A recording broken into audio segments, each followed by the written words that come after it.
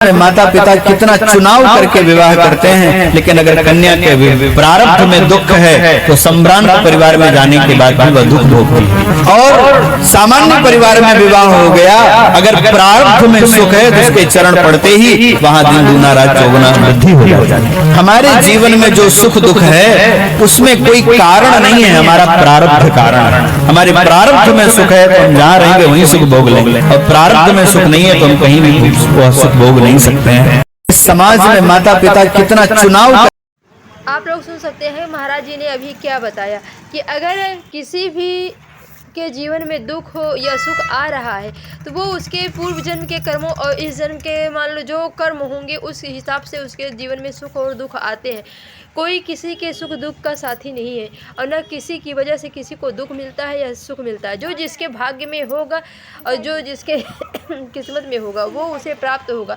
इसीलिए हमें कभी भी ईर्ष्या द्वेष और जलन और घृणा नहीं करना चाहिए किसी से। जो हमारे प्रारब्ध में लिखा है, जो हमारे किस्मत में है वो हमें मिलेगा। इसलिए जो भी मिला है उसमें हमें कभी विचार विमर्श करके पछतावा नहीं होना चाहिए। जो सुख दुख हमारे कर्मों के हिसाब से, पूर्व जन्म के कर्मों के हिसाब से हमें मिलते हैं।